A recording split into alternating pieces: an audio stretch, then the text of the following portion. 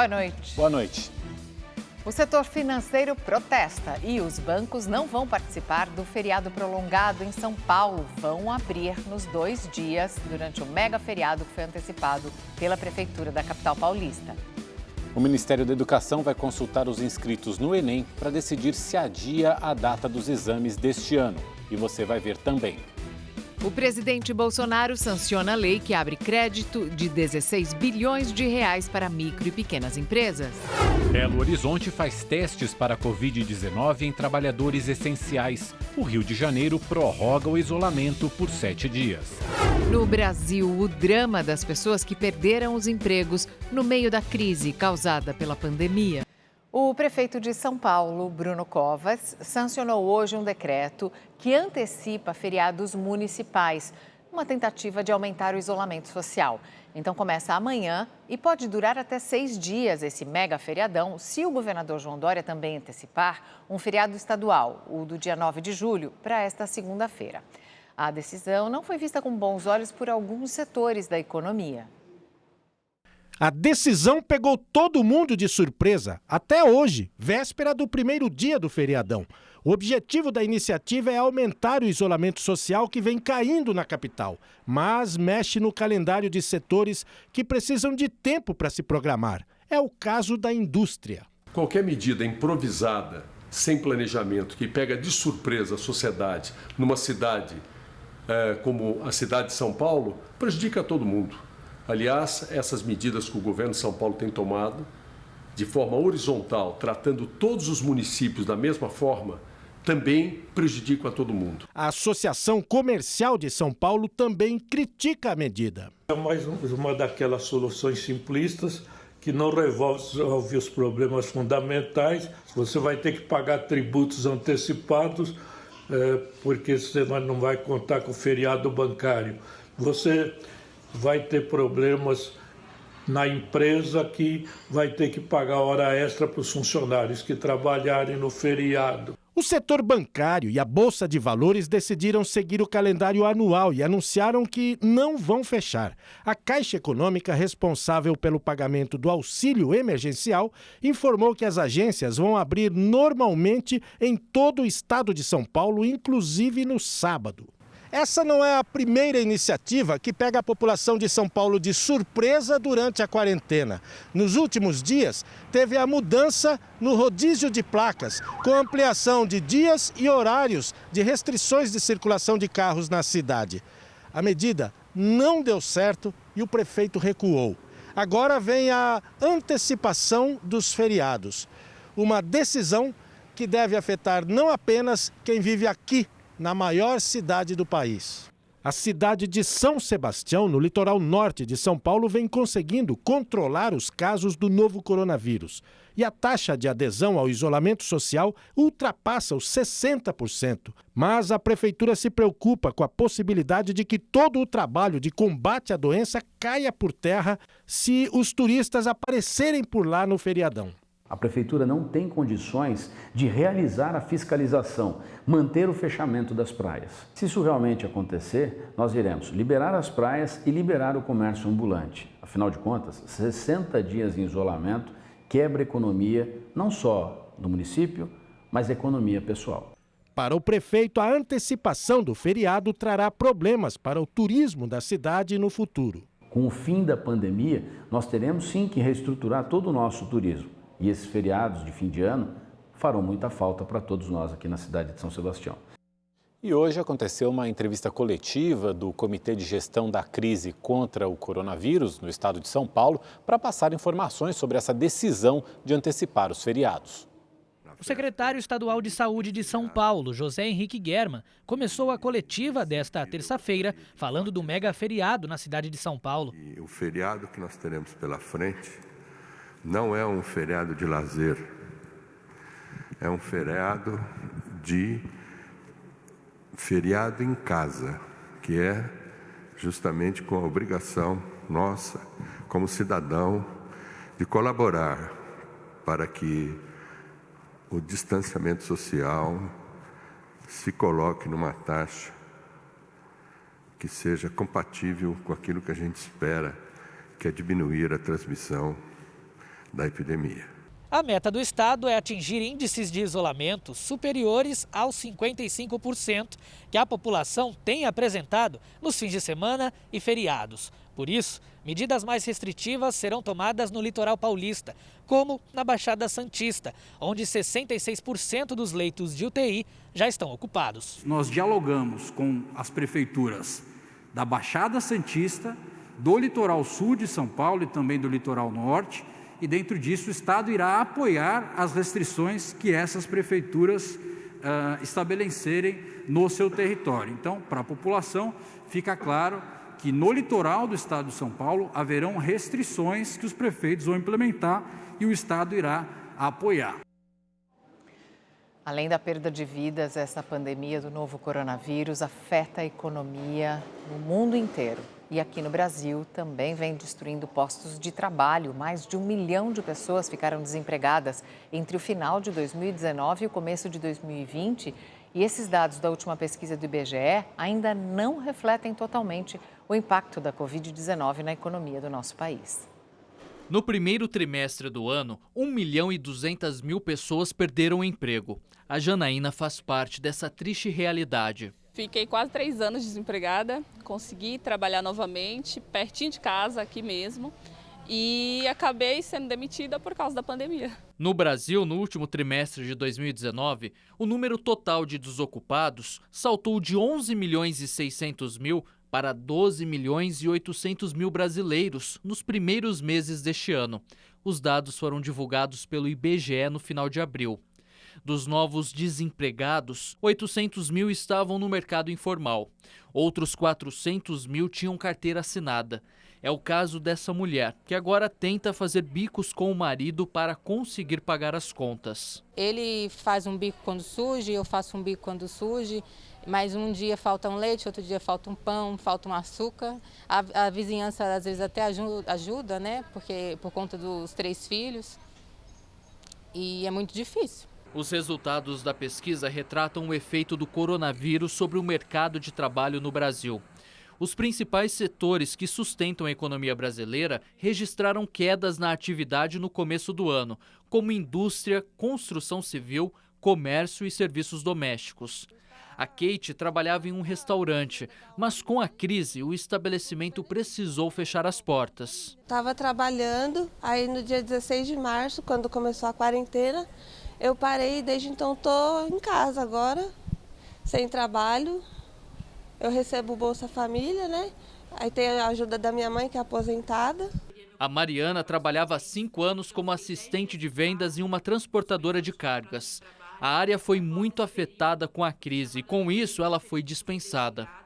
Hoje eu estou em busca de recolocação profissional, tenho enviado currículos por diversas plataformas online, mas infelizmente nós temos encontrado dificuldades no mercado porque muitas empresas deixaram de contratar, outras empresas, além de não contratar, estão demitindo os funcionários. Ao menos 7.600.000 trabalhadores já tiveram um contrato de trabalho reduzido ou suspenso desde o início da pandemia. A medida é para evitar demissões em meio à crise para não aumentar o desemprego. Esses trabalhadores tiveram acesso à medida provisória do governo federal que mantém parte dos salários. Em contrapartida, as empresas precisam garantir a manutenção dos empregos. Com a queda na renda e com muita gente desamparada, essa ONG que fica em Taboão da Serra, na Grande São Paulo, tenta ajudar as famílias afetadas pela crise. Porque a maioria desses pais, dessas famílias que a gente atende na ONG, são autônomos e até mesmo muitos perderam o emprego por conta dessa pandemia. E aí muitos estão passando muita dificuldade. E muitas dessas famílias existe quase 3, 4 crianças, 5 crianças dentro de casa. Né? Todas as doações que nós recebíamos aqui na ONG para fazer a alimentação dessas crianças, que eles vinham para a ONG todos os dias, nós estamos dando toda semana para esses pais. E mesmo em meio a essa situação, muitos continuam em busca de oportunidade. Eu entro no site, mando currículo, né? Eu mando currículo, nada, ninguém responde. Já fui no sindicato, que é a sede da gente, Trabalhadores dos Edifícios de São Paulo, nada. Obra, procuro obra também, nada. Nem promessa. O presidente Jair Bolsonaro sancionou com vetos a lei que cria um programa nacional para apoiar micro e pequenas empresas durante a pandemia da Covid-19. As micro e pequenas empresas vão poder pegar empréstimos de até 30% da receita bruta de 2019. O objetivo é garantir recursos para a sobrevivência dos pequenos negócios, além de preservar empregos durante a pandemia do novo coronavírus. O valor poderá ser dividido em até 36 vezes. Os juros máximos serão igual à taxa Selic, que hoje está em 3%, acrescido de 1,25% ao ano. O dinheiro pode ser usado como capital de giro, para repor o estoque e para pagar despesas como salários, aluguel, água e luz, por exemplo. Os recursos não podem ser usados como distribuição de lucros entre os sócios. A empresa que pegar o crédito vai ter que manter o número de empregados por até 60 dias após o pagamento da última parcela.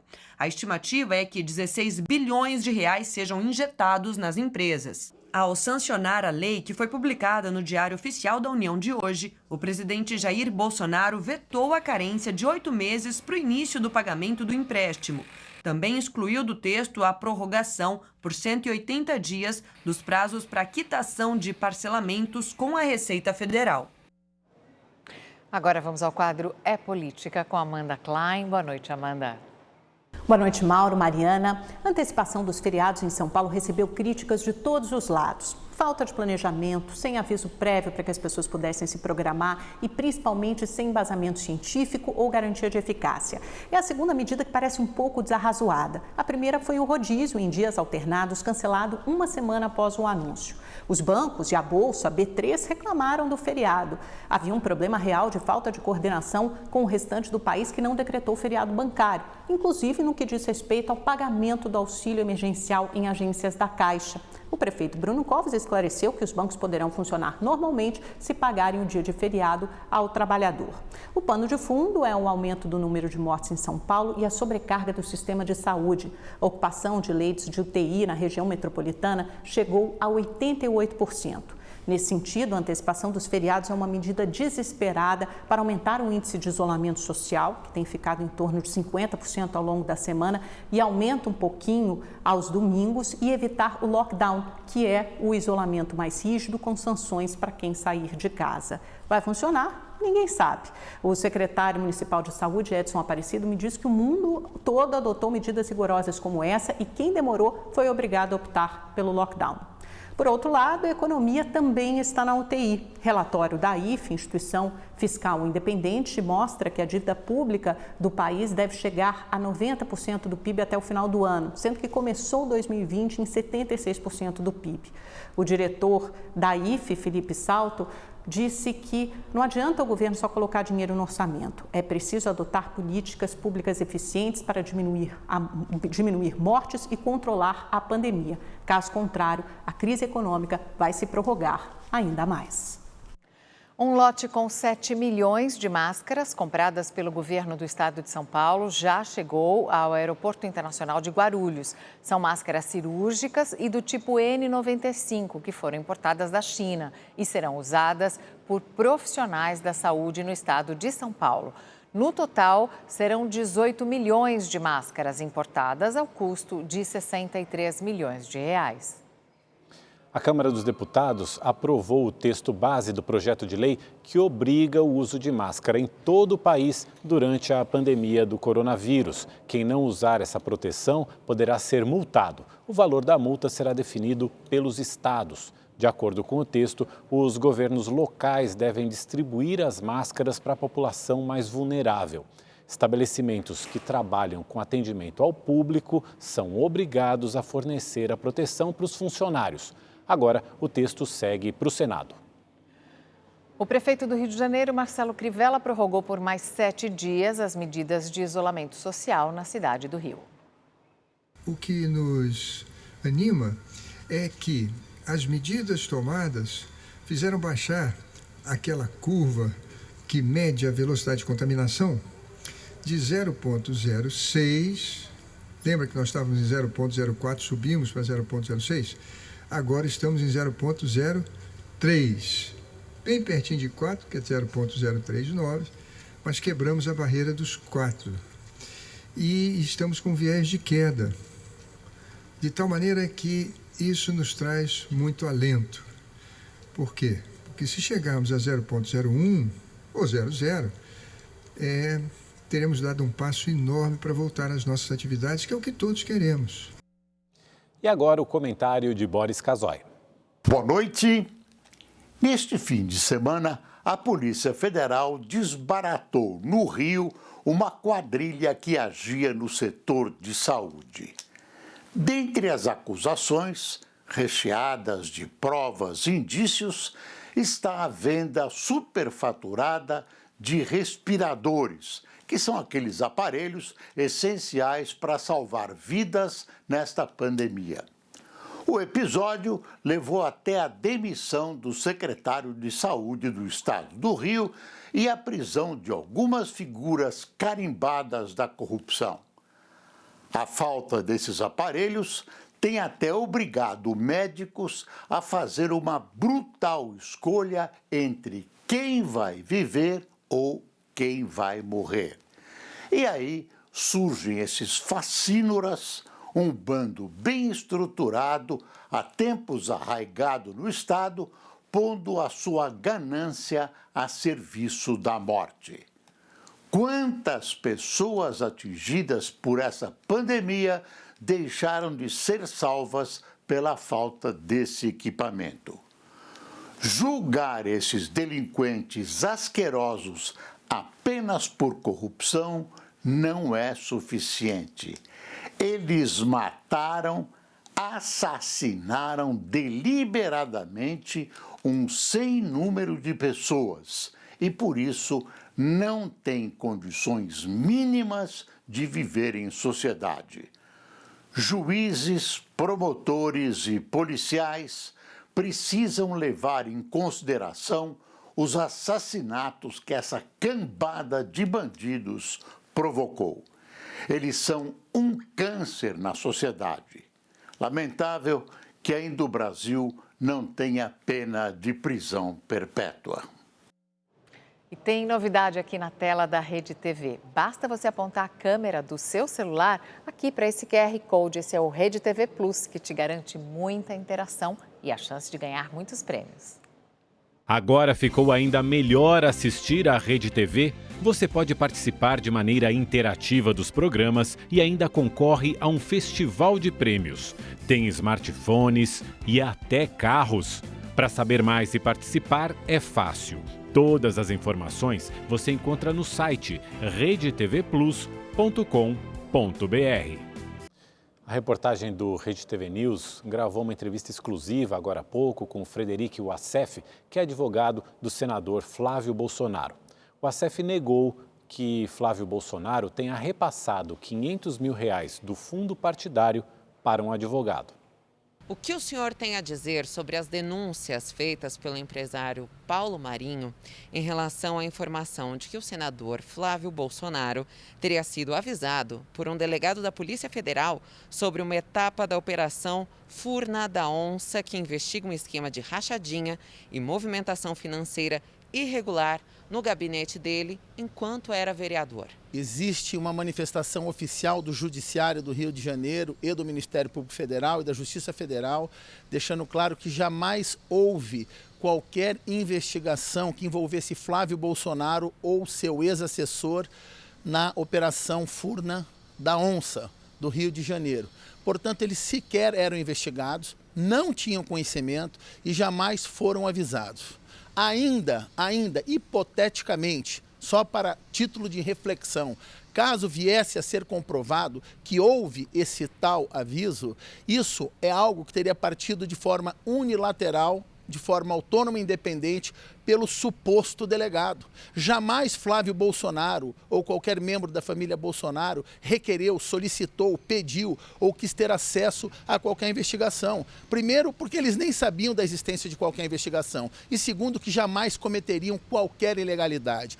Isso, na verdade, não corresponde à realidade. Estamos falando de uma frase tirada fora de contexto que ocorreu há 2 anos atrás, segundo afirma o suposto empresário. Qual a posição do senador Flávio Bolsonaro em relação às possíveis manifestações financeiras suspeitas no gabinete do Rio, incluindo as rachadinhas? Isso já foi exaustivamente explicado. Não existe e jamais existiu esquema de rachadinha no gabinete do então deputado estadual à época dos fatos, Flávio Bolsonaro, hoje senador da República. Tanto é verdade que as investigações se iniciaram em janeiro de 2018 e hoje, 2 anos e meio após o início das investigações, sequer existe denúncia do Ministério Público. Mais importante, o senador Flávio Bolsonaro teve o seu sigilo bancário e fiscal quebrado de forma irregular, sem o conhecimento e autorização do Poder Judiciário. E quando as autoridades públicas do Rio de Janeiro tiveram acesso a todos esses dados bancários, ali tiveram a prova documental na mão de que jamais o senador Flávio Bolsonaro recebeu um único real de qualquer repasse de recursos, seja de Fabrício Queiroz, seja de qualquer outro assessor. Isso simplesmente não aconteceu, já foi dito pelo próprio Fabrício Queiroz no Rio de Janeiro, no Ministério Público, e os documentos provam que jamais houve qualquer repasse de recursos. Portanto, tudo isso não passam de uma ilação irresponsável e uma campanha difamatória contra o senador da República, Flávio Bolsonaro. Qual a relação do senador Flávio Bolsonaro com Victor Alex, advogado que já foi alvo da PF e teria recebido a informação privilegiada da Polícia Federal? Por acaso eles são amigos? Vitor é apenas um profissional do direito, é um advogado que trabalha para a família Bolsonaro há muitos anos, muito antes do presidente Jair Bolsonaro se tornar presidente da República, quando este ainda era deputado federal. Quando o senador Flávio Bolsonaro ainda era deputado estadual, o advogado Victor Granado é um excelente profissional que apenas exercia o regular exercício da advocacia, prestando consultoria jurídica, exercendo o trabalho de advogado. Não existe, nunca existiu qualquer irregularidade. Da mesma forma, vale registrar e rebater outra fake news que está sendo divulgada agora pela mídia de uma forma geral. Flávio Bolsonaro nunca repassou 500 mil reais ao advogado Victor Granado. Na verdade, o Diretório Nacional do PSL em Brasília contratou o seu escritório para prestação de serviços advocatícios. Os serviços foram prestados, a nota fiscal foi emitida, foram pagos os impostos e declarada a Receita Federal. Portanto, o que está acontecendo aqui é o ataque à classe dos advogados. Estão partindo para cima do advogado e deixando claro que esse advogado jamais foi investigado em qualquer esquema de rachadinhas e não faz parte como investigado do PIC do Rio de Janeiro. Em Belo Horizonte, a Polícia Civil prendeu um homem suspeito de extorsão. As vítimas eram obrigadas a pagar entre 5 e 10 mil reais para evitar o vazamento de vídeos íntimos. O homem de 26 anos, identificado como Luiz, é geólogo e presta serviço em uma grande mineradora no interior de Minas Gerais. Em sites de relacionamento, ele fingia ser um sugar daddy, empresário bem-sucedido disposto a sustentar financeiramente mulheres jovens e bonitas. Quando a vítima notava que não iria receber dinheiro, começava a extorsão. Se elas não pagassem, eram ameaçadas com possível vazamento de vídeos íntimos que seriam enviados à família das vítimas. O homem acabou preso em flagrante quando recebia 3 mil reais de uma jovem de 23 anos que procurou a polícia após ser chantageada. Eles se conheceram em uma rede social há 3 meses. Durante a relação, a vítima teve vídeos gravados sem autorização. De acordo com as investigações, pelo menos outras 4 mulheres já procuraram a delegacia para registrar queixa contra o geólogo, que nega todas as acusações. Algumas chegaram a pagar 10 mil reais para não ter a privacidade exposta. A polícia também vai investigar se houve crime de estupro. Um jovem de 14 anos morreu baleado durante uma operação das polícias civil e federal na região metropolitana do Rio de Janeiro. A família só localizou o corpo do menino 15 horas após a ação. Nas paredes da casa, diversas marcas de tiros. No chão, mancha de sangue. Foi nesse local, no Complexo do Salgueiro, em São Gonçalo, que João Pedro Matos, de 14 anos, foi baleado ontem à tarde durante uma operação policial. De acordo com familiares, João Pedro estava na casa com primos e amigos quando policiais invadiram o local atirando. O menino foi levado por moradores para um campo de futebol onde havia um helicóptero da Polícia Civil. Após ser socorrido na aeronave, ninguém teve mais notícias do adolescente. Nas redes sociais, parentes e amigos fizeram apelos por informações. Somente na manhã de hoje, 17 horas depois do desaparecimento, veio a notícia que o corpo de João Pedro estava no Instituto Médico Legal de São Gonçalo. Era um garoto incrível, um garoto maravilhoso, um menino estudioso, muito carinhoso, atencioso, obediente. Ele cresceu na igreja, um menino criado dentro de casa. Infelizmente foi uma tragédia que aconteceu com ele. Mais uma vida que se foi, mais um sonho que se perdeu. As polícias civil e federal disseram que a ação visava cumprir 2 mandados de busca e apreensão contra os chefes do tráfico de drogas da comunidade. Uma perícia foi realizada no local e 2 testemunhas prestaram depoimentos. Os agentes envolvidos na operação também foram ouvidos e as armas foram apreendidas para confronto balístico. Revoltado, o pai de João Pedro afirmou que a polícia destruiu sua família. Senhor governador, é essa polícia que o senhor quer para o nosso estado? De matar inocentes, matar um jovem de 14 anos com um futuro brilhante pela frente. Senhor governador, o senhor apenas não matou uma criança de 14 anos, o senhor matou uma família toda. Hoje, a Polícia Federal fez outra operação no Complexo do Salgueiro. Na ação, os agentes apreenderam armas, drogas e roupas camufladas. Ninguém foi preso. O Ministério da Saúde divulgou os últimos dados do novo coronavírus no Brasil. São Paulo é o estado que tem mais casos registrados da doença, seguido por Ceará, Rio de Janeiro, Amazonas e Pernambuco. O Ministério da Saúde também informou que mais de 106 mil pessoas já estão recuperadas da Covid-19 e cerca de 146 mil pacientes permanecem em acompanhamento. Mas o país já tem quase 18 mil mortes provocadas pelo coronavírus. O governador de Pernambuco, Paulo Câmara, do PSB, anunciou que testou positivo para o novo coronavírus. Ele informou que apresentou apenas sintomas leves. O secretário estadual de Saúde, André Longo, e o chefe de gabinete do governador, Milton Coelho, também testaram positivo para a Covid-19.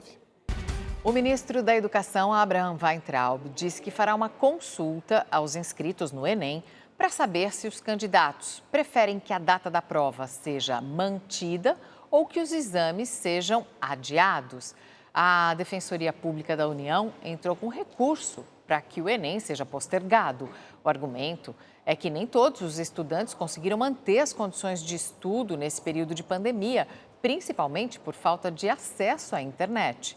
O exame do Enem está marcado para o mês de novembro. O prazo para o cadastro vai até a próxima sexta-feira. Chegou a hora da gente saber como é que fica o tempo amanhã com a Gabriela de França. Olá, boa noite para todo mundo. Amanhã pouca coisa muda no clima, viu? A gente continua com o tempo firme, seco, ensolarado em todo esse amarelão do mapa, desde o sul do Brasil, pegando grande parte do centro-oeste e a maior parte aqui do sudeste do país. O ar seco predomina nesses locais e mantém o índice de umidade relativa do ar muito baixo, o que é prejudicial para a saúde. É importante beber bastante água, especialmente aqui no interior do país. Na capital paulista, gente, o sol continua nos próximos dias. O dia começa com friozinho ainda, mínima de 15 graus apenas. À tarde esquenta mais do que hoje, chegando aos 27 graus. E conforme a noite vai chegando, a temperatura volta a cair e tem alerta para tempo seco também, viu? Bem diferente do norte do país, onde o calor e a alta umidade continuam provocando pancadas de chuva sobre toda a região, mas principalmente nessa área em destaque, onde pega aí Manaus, tem alerta para temporal por lá, tempo fechado, mesmo assim a temperatura chega aos 32 graus.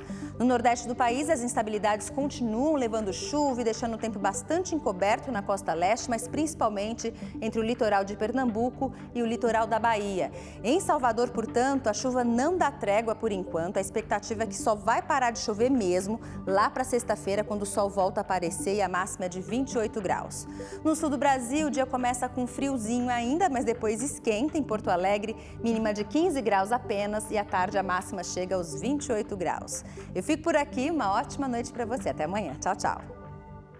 Um avião bimotor caiu na área rural de Tietê, no interior de São Paulo. O acidente foi logo depois da decolagem no aeroclube da cidade. De acordo com um morador da região, o avião voava baixo e deu para ouvir uma explosão e depois ver muita fumaça. O piloto e um passageiro morreram no acidente. Diversos clubes na Europa já voltaram aos treinos em grupo e aqui no Brasil, o Atlético Mineiro também voltou depois de receber resultados negativos dos exames para o novo coronavírus na equipe. No Rio de Janeiro, o prefeito Crivella vetou a retomada das atividades das equipes nesse momento. O Atlético Mineiro retomou os treinamentos na cidade do Galo nesta terça-feira. Funcionários, jogadores e comissão técnica realizaram testes para o novo coronavírus na semana passada e não houve nenhum caso confirmado da doença. Os atletas foram liberados apenas para treinos individuais, respeitando regras de distanciamento e outros protocolos de saúde. No Rio de Janeiro, o prefeito Marcelo Crivella vetou o retorno dos clubes aos treinamentos. Houve uma reunião com o comitê científico sobre as medidas que poderiam ser adotadas pelas equipes. Pelo Conselho, não foi autorizado a volta aos treinos. Foi autorizada a volta à fisioterapia e também foi até aprovado, vamos dizer assim, um caderno de encargos para evitar contaminação quando voltar. Enquanto o retorno não está autorizado no Rio, os presidentes do Flamengo e Vasco se reuniram na manhã desta terça-feira em Brasília com o presidente Jair Bolsonaro para debater a possibilidade de levar os treinamentos ao Distrito Federal. As atividades seriam realizadas no estádio Mané Garrincha. Enquanto não há uma definição, os atletas do rubro-negro voltaram ao Ninho do Urubu nesta semana para realizar testes e exames físicos. Eles serão separados em 3 grupos, treinando em horários distintos. Rede TV News fica por aqui. Uma boa noite. Boa noite, obrigado pela companhia e até amanhã.